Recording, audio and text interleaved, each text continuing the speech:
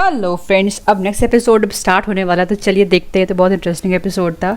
अब क्योंकि अब खुलेआम वॉर शुरू होने वाली है अंकल और भतीजे के बीच में, तो एपिसोड के स्टार्ट में हम देखते हैं कि जो गवर्नर होता है वो बोलता है डोंग से कि सुनो, हर कोई जानता है कि तुम मेरी हो, ठीक है, और सबने हमें ऐसे देख लिया है, तो तुम ये बात भूलो मत। जिस पे जो डोंग होती है वो स्माइल करती है और उसको ऐसे देख के मतलब वो उसको छोड़ देता है। और वो उससे कहती है कि आप पहली बात तो मुझसे दूर रहिए, क्योंकि लोग हमें फिर से गलत समझेंगे, क्योंकि आप और मैं दोनों ये बात जानते हैं कि हमारे बीच में कुछ भी नहीं हुआ था, ठीक है। तो अपने आप को ना ये बेवकूफ़ बनाना बंद करिए, हम दोनों के बीच में कुछ भी नहीं है। लेकिन जो फिर गवर्नर है वो उससे कहता है अच्छा सही में क्या हमारे बीच में सही में कुछ भी नहीं है? तो वो उससे कहती है कि कुछ भी नहीं है सिवाय नफ़रत के। और इसको गवर्नर को ये सुन के थोड़ा दुख हो जाता है।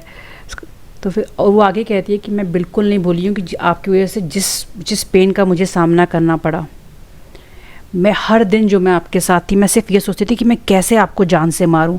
और फिर उसको खक से मारती है गवर्नर को, लेकिन गवर्नर उसको फिर से पकड़ने लगता है और उससे कहता है कि तुम श्योर हो कि तुमने जिसको चुना है वो तुम्हारी रक्षा करेगा और तुम्हें तकलीफ़ नहीं पहुँचाएगा? तो कहती है हाँ बिल्कुल, मुझे बहुत विश्वास है उस पर, क्योंकि मुझे उस यंग मास्टर पे बचपन से उन पे क्रश था। ये शादी भले ही अरेंज मैरिज है, लेकिन ये अरेंज मैरिज से ज़्यादा, क्योंकि मैं उनसे प्यार करती हूँ और जब तक मैं जिंदा हूँ मैं उन्हीं से शादी करूँगी। इतना सुनने के बाद इसको एकदम हर्ट हो जाता है, वो उसको छोड़ देता है और फिर कहता है जाओ, बधाई हो कि तुमको चाहिए था, तुमको वो मिल गया, अब तुम मेरी मेड नहीं हो। तो फिर वहाँ से वो चली जाती है और ये एकदम उदास हो जाता है। फिर नेक्स्ट सीन में हमें ब्रेकफास्ट का सीन दिखाया जाता है, जहाँ पे ये सब लोग मिलकर ब्रेकफास्ट करते हैं और जो यूजे होता है वो बोलता है कि मैं कि दादी माँ मैं जल्द से जल्द शादी करना चाहता हूँ डोंग के साथ। ये शादी का नाम सुनते ही जो ये भाई साहब अभी खा रहे थे एकदम रुक जाते हैं कि क्या बकवास कर रहा है ये, पर ये कुछ बोलता नहीं है। तो फिर ये दादी माँ कहती है कि तुम्हें इतनी जल्दबाजी किस बात की है, मतलब रुक जाओ अभी। तो कहता है कि आप तो जानती हैं कितना बुरा हुआ डोंग के साथ, तो मैं नहीं चाहता कि साथ बहुत बुरा हो, मैं चाहता हूँ कि खुश रहे, इसलिए मैं शादी करना चाहता हूँ जितनी जल्दी हो सके। फिर दोनों खूब लवी डवी हो रहे होते हैं। फिर यहाँ पे जो ग्रैंड माँ है वो देखती हैं अपने बेटे की तरह, क्योंकि बेटे तो एकदम घूर के देख रहे होते हैं उन लोगों को। फिर वो उससे समझाती हैं यूजे को कि देखो थोड़ा सा मतलब बड़ों का लिहाज करो, अभी तुम्हारे अंकल की शादी नहीं हुई है तो रुक जाओ, और प्लस इतने सारे र्यूमर्स भी हैं, इतनी सारी अफवाहें हैं, तुम तो जानते हो, इसलिए अभी मतलब शादी की बात करना सही नहीं है। लेकिन यूजे अरे नहीं मैं शादी करना चाहता हूँ प्लीज़ प्लीज़। तो जो ये गवर्नर होते हैं ये खाते भी नहीं है, छोड़ के चले जाते हैं कि मेरा ब्रेकफास्ट हो गया, मैं नहीं खा पाऊँगा।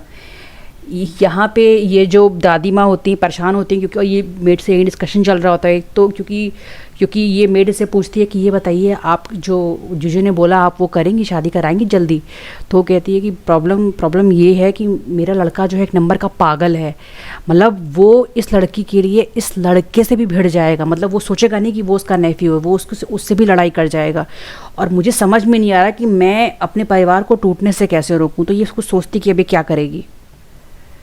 यहाँ पे ये फिर से मक्खन लगा रहे होते हैं यूजेन को कि मैं तुम्हें बहुत खुश रखूँगा और बहुत खुशियाँ दूंगा वगैरह वगैरह। और फिर बहुत स्मार्टली उससे पूछता है अच्छा सुनो, तुमको पता है कि कुछ मतलब जो गोल्डन टॉर्टोइस था उसके अंदर कुछ था, तुम्हें उसके बारे में कुछ पता है? तो कहती है क्या उसके अंदर कुछ था भी? हाँ तुम्हें क्या पता है? क्योंकि मेरे पापा ने मुझे कुछ बताया नहीं इस बारे में।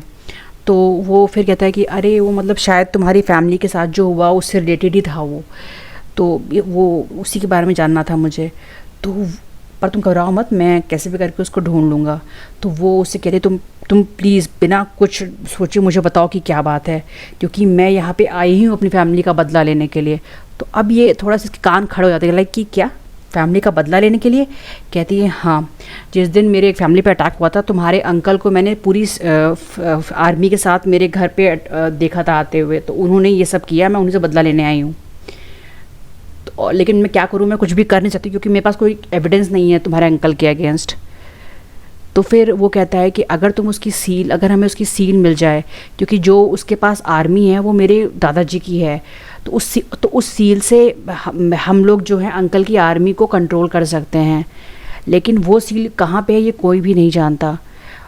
और तो फिर अब क्या करें? तो कहती है तुम परेशान मत हो, मैं कोई ना कोई रास्ता निकाल लूँगा। और फिर उसे गले लगा लेता है और ये एकदम टेंशन में होता है क्योंकि जानता है कि ये लड़की तो सही में जान से मार देगी जिसके परिवार के साथ जिसने भी ऐसा किया है। उसके बाद फिर रात के टाइम जाती है गवर्नर के रूम में, वहाँ पे अपना खोजने लगती चाहे सील मिल जाए इसको। तभी वहाँ गवर्नर ज़ख्मी हालत में उसका सामान उसको लेकर आता है। तो ये डर जाती है, फिर ये बाहर देखती कि अरे रास्ते में इसलिए एकदम सामने मिल जाती है इनको।